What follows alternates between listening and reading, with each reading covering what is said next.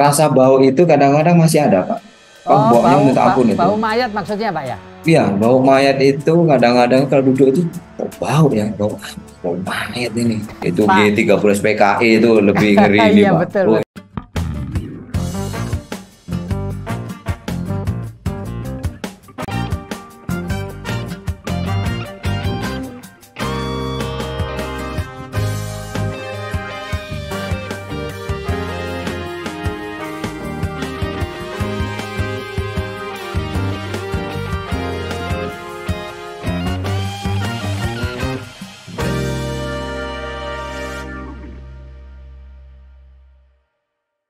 Assalamualaikum warahmatullahi wabarakatuh. Salam damai sejahtera buat kita semua. Om Swastiastu, Namo Buddhaya, dan salam kebajikan. Saya Feby Mahendra Putra, Direktur Pemberitaan Tribun Network. Tribuners, dalam beberapa waktu belakangan ini, jagat berita diwarnai oleh berita menghebohkan dari wilayah Kabupaten Banjarnegara, Jawa Tengah. Tentu kita semua sudah mengetahui bahwa di Kabupaten Banjarnegara, tepatnya di Desa Balun, Kecamatan Wanayasa, telah terjadi pembunuhan berantai yang melibatkan seorang dukun yang mengaku mampu menggandakan uang, yang bernama tersangka Slamet Thohir alias Mbah Slamet alias Thohir. Tentu ini sebuah peristiwa yang luar biasa karena korban tewas mencapai 12 orang. Dan telah digali, tinggal sekarang proses identifikasi para korban. Untuk memperjelas kasus itu, saya telah tersambung dengan Kapolres Banjarnegara, Ajun Komisaris Besar Polisi Hendri Yulianto. Saya akan menyapa Pak Kapolres. Assalamualaikum, Pak. Waalaikumsalam warahmatullahi wabarakatuh. Terima kasih Pak Kapolres. Pak Kapolres Ye. sekarang ini jadi sosok yang terkenal di seluruh Indonesia. Iya, Gara-gara Bapak. kasus pembunuhan berantai di wilayah kerja dan tugas Bapak. Pak Siap, betul, Hendri Bapak. Yulianto, Pak, bisa dijelaskan kepada kita semua, Pak, kapan Pak Kapolres pertama kali mendapat laporan mengenai kasus ini, Pak? Baik, terima kasih. Kasus pembunuhan berencana yang dilakukan oleh saudara Mbak Slamet alias Thohir ini bermula dengan adanya laporan dari anak korban, yaitu anaknya Paryanto Ya, atas nama DE, Pak. ya, Kebetulan DE ini, anak korban ini, tanggal 27 Maret tahun 2023 melaporkan ke Polres Banjarnegara terkait adanya kehilangan orang tuanya. ya, Dalam laporan ini tersebut, saudara DE ini membuat laporan bahwa bulan Juli tahun 2022 bahwa saudara DE beserta ayahnya dari Sukabumi mau ke Banjarnegara, mau bertemu dengan saudara Slamet, yaitu ya, tersangka. Nah, itu awal mulanya. Kemudian sampai di Wonosobo bertemulah dengan saudara Slamet dan diajaklah ke Banjarnegara di Kecamatan Wanayasa, Desa Balun, Banjarnegara. Disitulah saudara Paryanto korban bersama Slamet masuk ke dalam ruangan, sedangkan anaknya berada di luar ruangan. Disitulah mereka melakukan ritual untuk menggandakan uang, Pak. Nah, kemudian tanggal 20 Maret tahun 2023 kemarin, itu saudara Paryanto datang sendiri dengan menggunakan mobil menuju ke Banjarnegara. Nah, tanggal 23 saudara Paryanto mengirimkan WA kepada anaknya yang intinya bahwa saat ini berada dengan Mbak Slamet dan situasi keadaan sangat mencekam lah istilahnya. Apabila umur pendek nanti silakan temui saya di Sherlock ini. Disitulah kami melakukan ataupun pintu masuk daripada pengungkapan kasus pembunuhan berencana itu, Pak. Demikian. ya, Pak. Tadi disebutkan bahwa korban ini sudah merasa sehingga mengirim satu Ya, WA kepada anaknya ini, Pak. betul sekali, betul Nah, sekali. Pak, bisa diceritakan nggak, Pak, pada tanggal itu ketika dia mengirim WA kepada anaknya itu, menurut pengakuan tersangka itu apa yang terjadi, Pak? Sehingga kok dia bisa mengirim WA ke anaknya seolah-olah berpesan bahwa saya mau mati nih, gitu. Gimana, Pak, itu, Pak? Betul, dari keterangan tersangka sendiri tidak mengetahui terkait masalah SMS itu, Pak. Hmm, Karena mungkin secara diam-diam saudara korban yaitu atas nama Paryanto ini sembunyi-sembunyi istilahnya lah dalam keadaan ngantuk berat.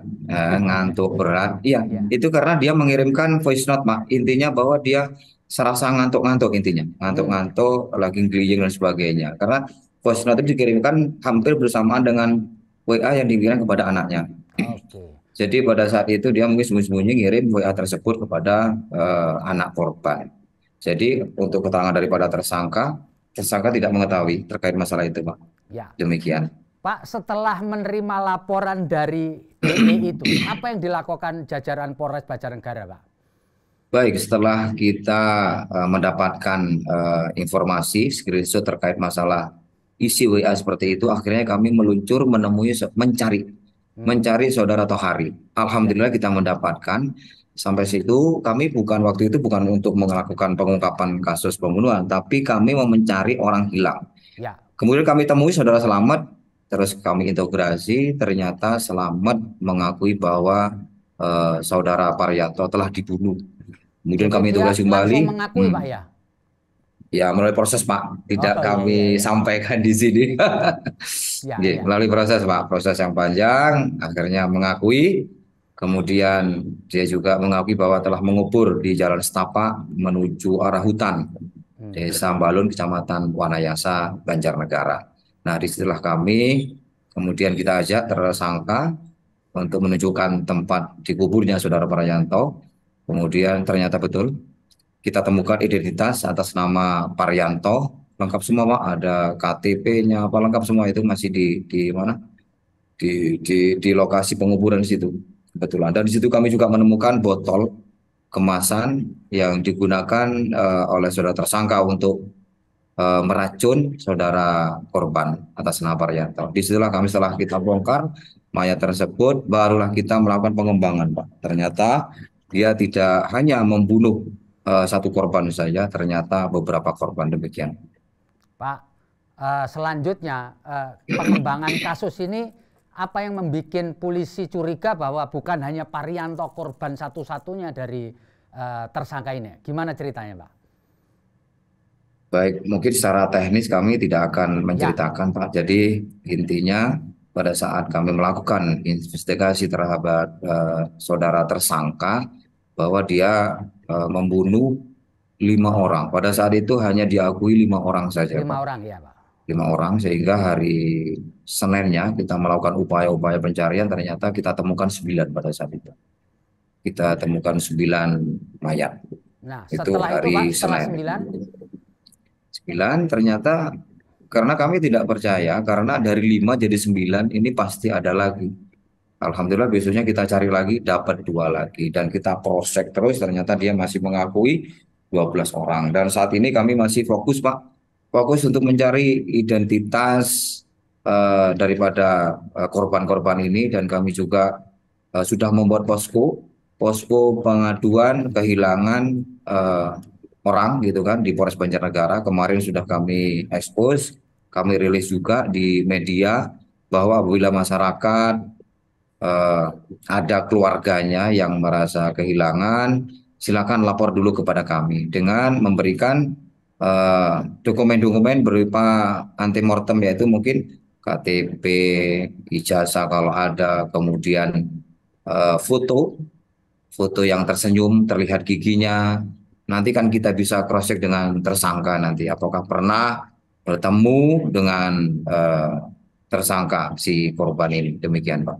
Pak, sepanjang sejauh ini, Pak, yang sudah teridentifikasi selain Paryanto siapa, Pak? Ini alhamdulillah, Pak, ada dua atas nama Irsad dan Wahyu Triningsih. Ini ada 2 orang yang betul-betul sudah teridentifikasi. Kemudian saat ini sudah sampai Cikampek. Jadi tadi pagi sudah berangkat dari Lampung. Kebetulan ini asalnya dari Lampung. Hmm, Ini kenapa saya yakin kemarin dari pihak keluarga mengirimkan foto hmm. dan kita tunjukkan kepada tersangka, tersangka mengakui.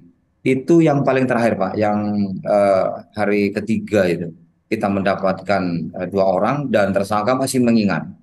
Untuk korban yang lainnya tersangka masih belum ingat karena mungkin saking banyaknya Pak, sehingga dia tidak mengingat. Tapi yang kemarin dua itu dia ingat, sehingga ada beberapa keluarga mungkin mendengar bahwa saudaranya pernah hilang, akhirnya dikomunikasikan ke kita. Kebetulan kita juga ada posko, kita perintahkan untuk mengirim foto dan sebagainya. Kita cross check dengan tersangka, ternyata betul tersangka mengakui bahwa itu saudara Irsak dari Lampung beserta istrinya. Jadi itu satu lubang suami istri Pak.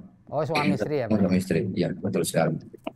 Pak Kapolres, rasanya tidak hanya 12 orang ini yang menjadi korban, artinya belum tentu juga korban penipuan itu meninggal kan Pak.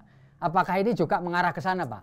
Bisa diidentifikasi nggak berapa sebenarnya jumlah orang yang menggunakan jasanya Pak Thohir ini untuk mendapatkan penggandaan uang Pak? Begini Pak, kami berdasarkan hasil pemeriksaan, Ya, kami tidak bisa berandai-andai ya. ya. Mungkin kalau masyarakat mungkin bisa berandai. Kalau kami, kalau tidak sesuai dengan keterangan fakta yang ada, kami tidak berani menyampaikan itu Pak. Nggih. Mungkin tunggu saja nanti perkembangan seperti apa. Kami, tapi sementara saat ini kami fokus terkait pengembalian korban-korban yang sudah kami temukan. Nanti sambil berjalan kita lakukan investigasi lagi, pemeriksaan kembali terhadap tersangka. Tunggu saja nanti Pak, Pak apa Kapolres, hasil apakah kelanjutannya. sepanjang proses penyidikan ini tersangka Mbah Slamet alias Thohir ini bersikap kooperatif Pak? Kalau sisi kooperatif, dia kooperatif Pak. Akan tetapi ketika saya tanya terkait masalah identitas daripada korban, dia masih mencoba untuk mengingat, kadang berupa wajar sih. Kalau menurut saya wajar untuk mengingat dengan waktu yang cukup lama, yang sudah jadi tulang belulang itu kan cukup lama. Pak. Mungkin kalau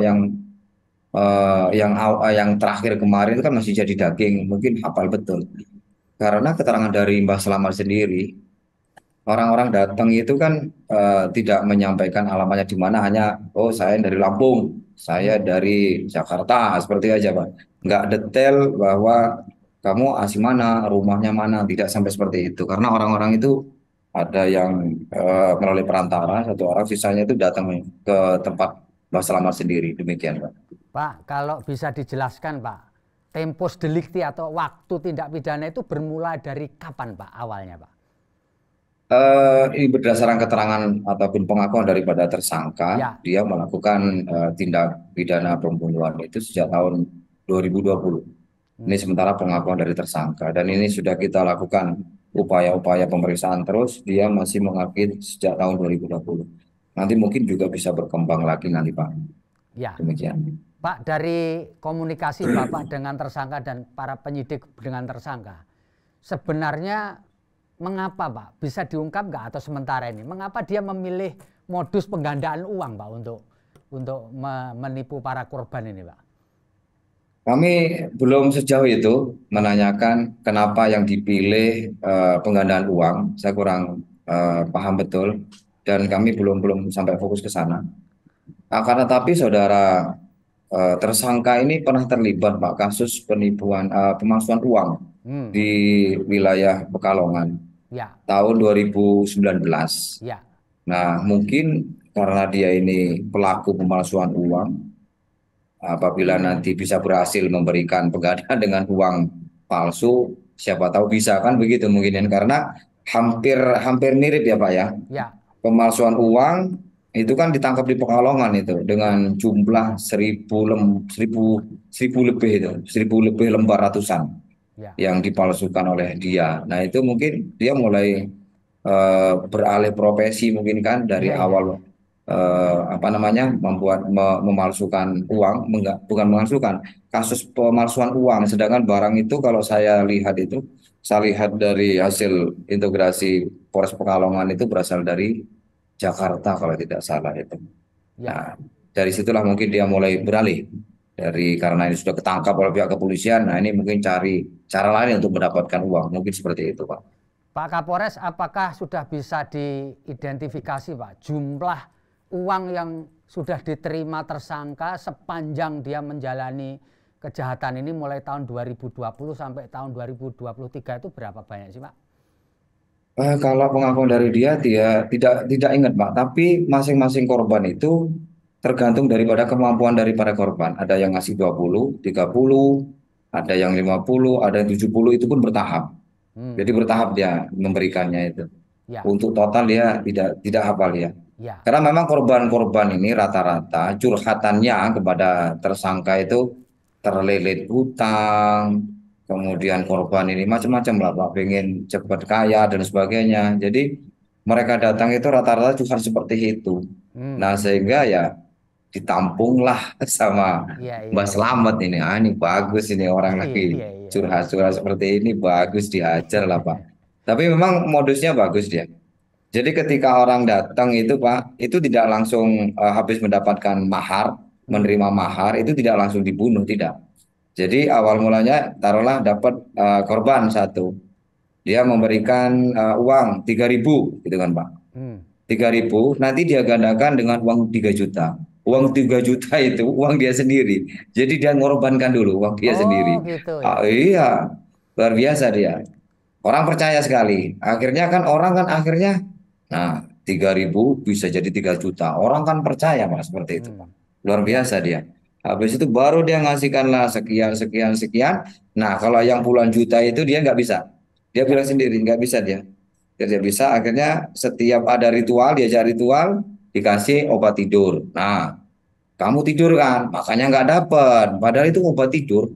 Habis Ya. ritual dikasih obat tidur. Nah, jadi luar biasa modusnya dia untuk apa mengelabui korban demikian. Pak Kapolres, Ye. sebenarnya para korban itu tahu atau mengenal tersangka ini bagaimana ceritanya Pak? Atau dari sosmed kah? Atau dari mulut ke mulut kah? Atau bagaimana ini? Iya, iya betul. Dari ini ada kaki tangannya tersangka sudah kita lakukan penangkapan. Ini tersangka apa? Tersangka satu lagi ini berperan sebagai perantara. Jadi Ya. mengupload ke media sosial Facebook. Kemudian ada korban apa namanya tertarik sehingga tersangka si BS ini mempertemukan dengan saudara Mbah Selamat ini Pak. Sisanya dari uploadan itu datang sendiri ke Mbah Selamat demikian. Apakah orang yang jadi perantara ini mendapatkan keuntungan finansial Pak dari perannya Ya, ini Pak? betul. Dia mendapatkan 5 juta nih berdasarkan hasil keterangan pengakuan dari tersangka. Jadi 5 juta setiap orang atau total selama ini dapat 5 juta Pak? Dapat 5 juta, saya dapat korban gitu, dia dapat 5 juta. Hanya sebatas mempertemukan saja. Ya. Sisanya itu yang melakukan upaya-upaya selanjutnya dari Mbah Selamat sendiri, Bapak. Nggih. Tapi perantara ini mengetahui adanya pembunuhan ini atau tidak, Pak? Tidak. So far, tidak ya? Tidak, tidak. Dia sudah kita lakukan cross check masing-masing. Tidak, dia memang melakukan upaya pembunuhan itu karena sudah tertekan, Pak. Oke. Sudah tertekan, kalau sudah tertekan, kemudian nagih terus korban, nah itu baru dilakukan upaya terakhir itu. Eksekusi itu upaya paling terakhir. Ya, ya. Jadi upaya-upaya selanjutnya itu dia masih apa namanya mengharapkan mahar, nanti dikasih obat tidur lagi. Nah, kamu kan pernah tidur. Tapi yang awal-awal itu dia harus korban uang sendiri dia. Untuk Ya, meyakinkan ya, Pak ya. meyakinkan. Uang 3.000 jadi 3 juta, pasti orang Ya. yakin, Pak. Pak Apalagi pakai Kapolres, ritual-ritual lagi. iya. Pak. Pak Siap. Kapolres ini kan ancaman hukumannya kan ancaman hukuman mati nih karena pembunuhan berencana, Betul. korbannya banyak. Betul. Nah, ini supaya sesuai dengan ketentuan undang-undang kan orang yang terancam hukuman mati kan harus didampingi seorang penasihat hukum, Pak. Ini bagaimana, Betul. Pak? Ya, apabila dari pihak tersangka tidak memiliki pendamping, kita pasti jelas otomatis, secara otomatis kita memberikan pendampingan pihak kepada tersangka. Sudah nih Pak, dari kami. Tapi ini kewajiban dari penyidik Polres Banjarnegara ya, Pak ya? Ya, betul sekali Pak. Kewajiban kita bagi tersangka. Dan ini rencananya kapan mulai didampingi penasihat hukum secara prodo ini, Pak? Nanti akan bicarakan lagi dengan para penyidik nanti Pak. Oh begitu ya Pak ya. Jadi Ya, Bapak. Siap.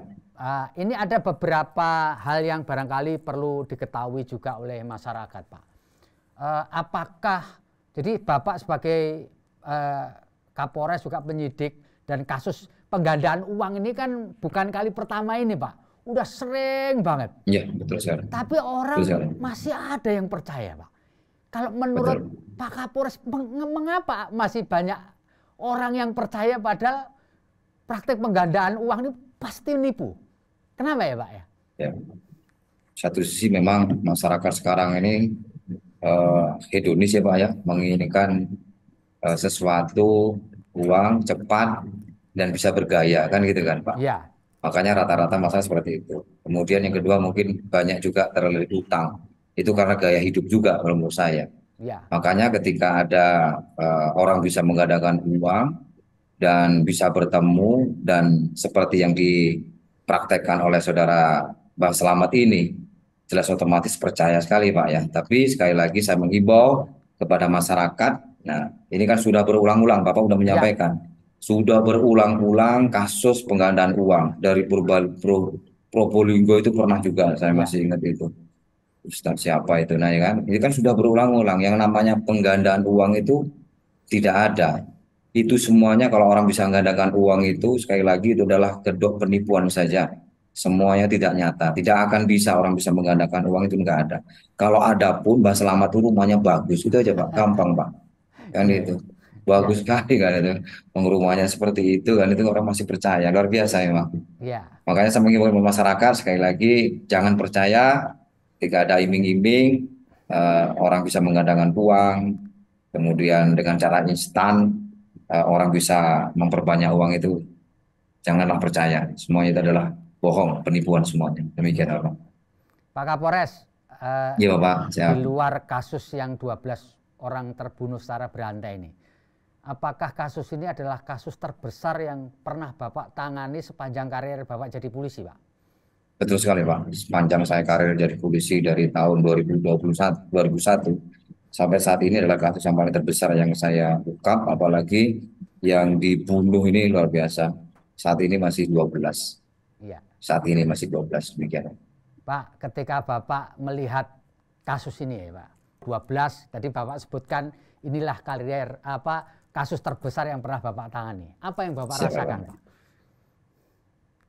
Yang saya rasakan ya Ya, saya cukup cukup cukup senang lah dan bangga juga karena teman-teman SMA saya itu ya, yang biasanya nggak pernah WA saya Pak ngirim ini saya ngomong jujur saja, ya, teman-teman saya SMA nggak pernah komunikasi tiba-tiba nyari nomor saya kirim gambar saya hmm, di media sosial, wah kirim ini, nah itu mungkin kebanggaan seperti itu Pak, saya bangganya.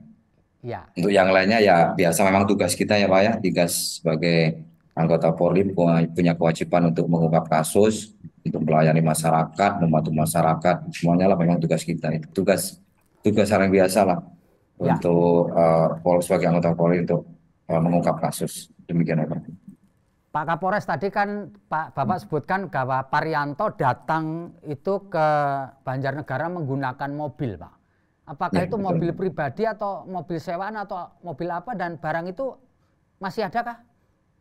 Masih ada Pak, sudah kita sita Pak. Kebetulan kemarin itu sempat sempat ini ya, sempat dijual Pak. Tapi sudah kita sita semuanya. Sudah kita Maksudnya sita dijual oleh tersangka. oleh tersangka. Itu mobilnya apa, Pak? Mobilnya guling Pak, warna hitam. Itu milik dari korban atau rental itu?